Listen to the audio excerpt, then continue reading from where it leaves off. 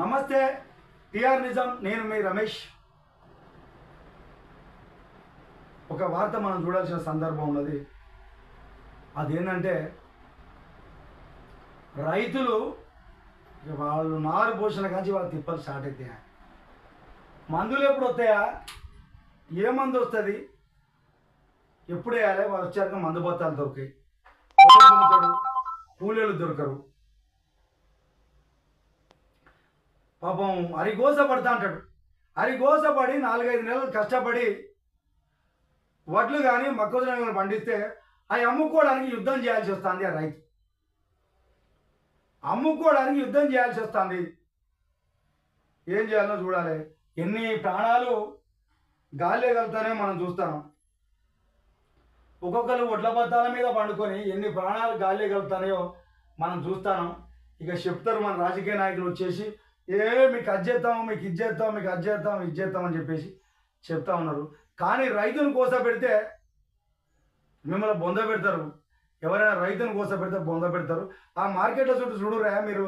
ఎమ్మెల్యేలు, ఈ ప్రభుత్వంలో ఉన్నటువంటి పెద్ద పెద్ద నాయకులు, పెద్ద పెద్ద కార్లలో ఏసీలలో తిరిగేటువంటి నాయకులు చూడురి.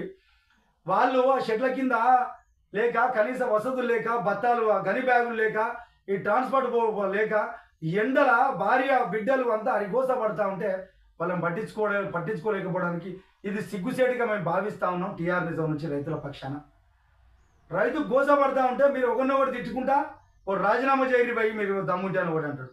లేదు ఒకటి ఈ కథరాని ఒకటి అంటాడు. ఇదంతా కాదు కదా, ఇక్కడ సమాజంలో ఇదంతా కాదు కదా.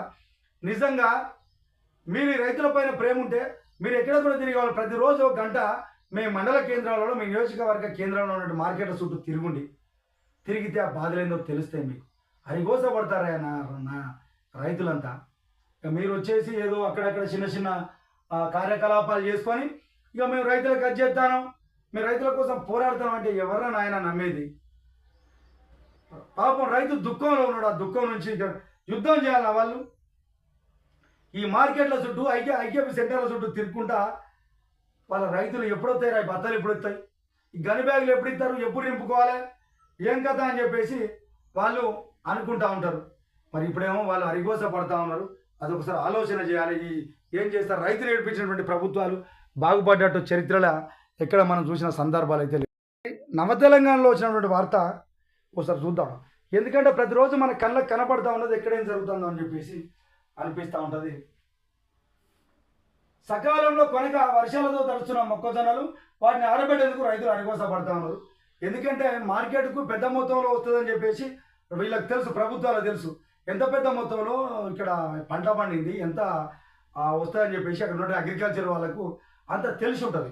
కానీ కనీసము ఆడ వసతులను కల్పించకపోతే అంతర్యం ఏందో ఒకసారి చూడాల్సిన అవసరం ఉంది. ఇక పంటలను అమ్ముకునేందుకు పోరాటం చేయాల్సి వస్తుంది. మేము మార్కెట్లు, ఐక్యపీ సెంటర్లో రైతులు ఎదురు చూపులు చూస్తాడు.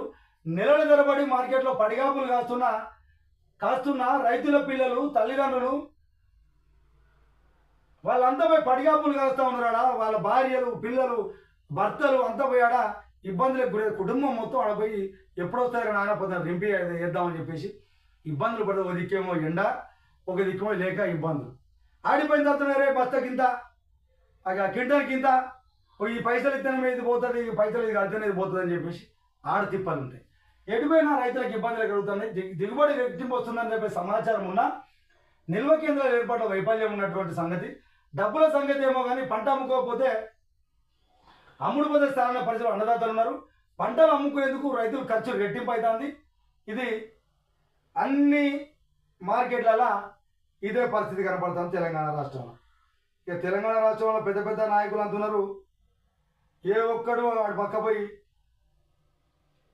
మాట్లాడినట్లయితే లేదు. ఇక ఎలక్షన్ల ముందు చెప్తారు, రే మేము అది చేస్తాం, మీకు ఇది చేస్తాం, మేము మిమ్మల్ని పలగదీస్తాం అని చెప్పి చెప్తారు. కానీ అరిగోస పడతా ఉన్నాడు, ఆగమవుతా ఉన్నాడు. ఎక్కడన్నా ఒక పేపర్లో ఒకటి వచ్చింది, ఇట్లాంటి రైతులంతా మీకు ఓట్లేసి మిమ్మల్ని సింహాసనం పైన కూర్చోబెట్టిన రైతులు ఈ రైతులు ఇంత ఇబ్బందులు పడతా అంటే మీకు ఎందుకు మరి రాజభోగాలు ఎందుకు ఒక కథ ఎందుకు? వీళ్ళే ఓట్లు వేయకపోతే, వీళ్ళే నేను లీడర్గా గుర్తించకపోతే మరి నీ పరిస్థితి ఇంతకంటే అద్మానమైన సందర్భంలోకి పోతుంది.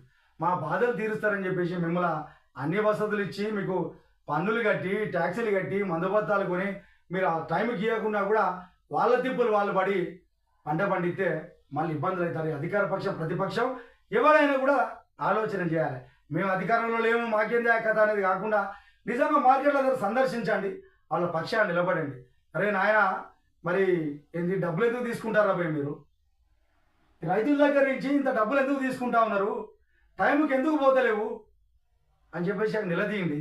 మీరే కదా గతంలో ప్రభుత్వాలు చేసింది, మీరు అధికారంలో ఉన్నది కూడా వేరే వాళ్ళే. మీరంతా రాజకీయాలు చేసే వ్యక్తులే, మీరు ప్రజలను బాగు చేస్తా ఉన్న వ్యక్తులే. మరి ఎందుకు వీళ్ళు ఏడుస్తా అంటే మీరు పట్టించుకుంటారో ఒకసారి ఆలోచన చేసుకోవాలని చెప్పేసి టీఆర్ నిజం నుంచి గుర్తు చేస్తాను. ఇక నాగర్ కర్నూలులో ఒక రైతు చెప్తాడు, 2 నెలల నుంచి దీని చుట్టే తిరుగుతున్నా, 2 నెలల చుట్టూ దీని చుట్టే తిరుగుతానా, పంట మంచిగా పండింది కానీ అమ్ముకునేందుకు వచ్చిన ఈ బాధలు పడుతున్నాం. 322 బ్యాగులు మొక్కలు తీసుకొచ్చి 2 నెలలు అయింది. ఫస్ట్ బస్తాల నిల్వలు నింపేటప్పుడు వానలు పడే, బస్తాలు నింపి ఇంకా మళ్ళీ వానలు పడ్డాయి. ఇట్లా పోతా ఉంటే మా పరిస్థితి ఏంది? 14,000 రూపాయలు ఖర్చు అయింది. టిప్పర్లతో ఈడ్చి తెప్పించినందుకు 10,000 అయింది.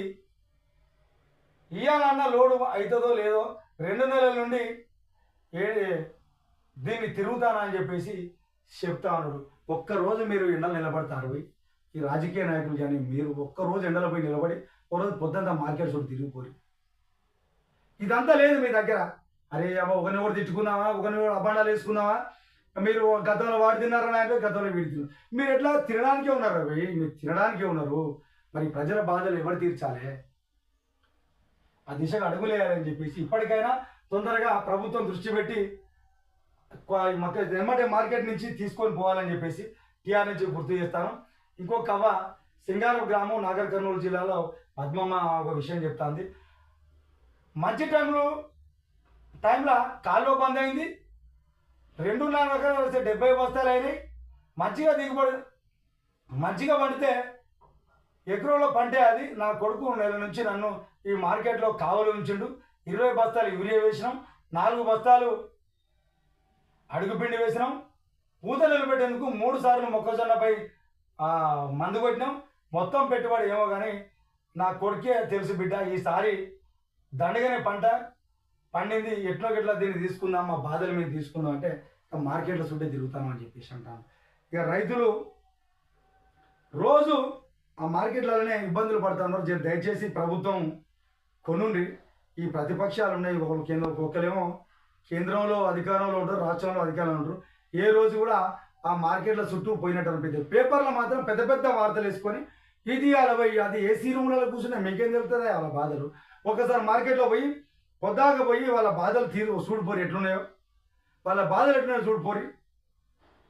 నిజంగా ప్రజలపై వాళ్ళపైన ప్రేమ ఉంటే అవి కొనాలని చెప్పేసి తొందరగా వాళ్ళకు ఏదైతే అవసరమో రైతులకు ఇచ్చి మార్కెట్ నుంచి ఆ సంబంధిత వ్యవస్థకు మార్కెటింగ్ పంపాలని చెప్పేసి టీఆర్ నిజం నుంచి గుర్తు చేస్తాను. రైతులు ఏర్పించినోడు ఎవడు బాగుపడ్డట్టు చరిత్రలో అయితే లేదు. ఈ అన్ని పేపర్లలో చూస్తాను, ఎట్లా ఒక్కొక్క పేపర్లలో ఎట్లా వస్తానే చూద్దాం వార్తలు. ఇది నమస్తే తెలంగాణకు సంబంధించి.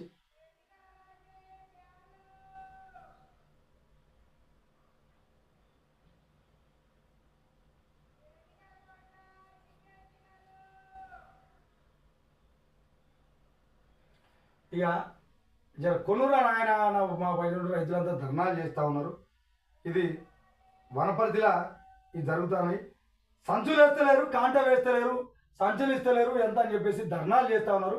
ఈ ధర్నాలు కాదు, నిజంగా ఒకరోజు మీరంతా ఈ రాజకీయ నాయకులంతా ఒకసారి మార్కెట్లో ఉండండి. ప్రతి పొద్దున వాళ్ళ బాధలు తెలుస్తాయి. ఈ ప్రభుత్వంలో ఉన్నటువంటి ఎమ్మెల్యేలు కానీ ఆ ప్రభుత్వ అధికారులు కానీ మీరు పోయి మార్కెట్లో ఉండండి. ఆ మార్కెట్లో ఉంటే వాళ్ళ బాధలు తెలుస్తాయి మీకు. లేకపోతే మీకు ఆ బాధలు, ఎందుకంటే మీరు ఏసీ రూములు ఇచ్చారు కదా, మీకు ఏసీ రూములు మీరు సుఖపెడతారు, రైతులను ఇబ్బందులు పెట్టాలని చెప్పేసి.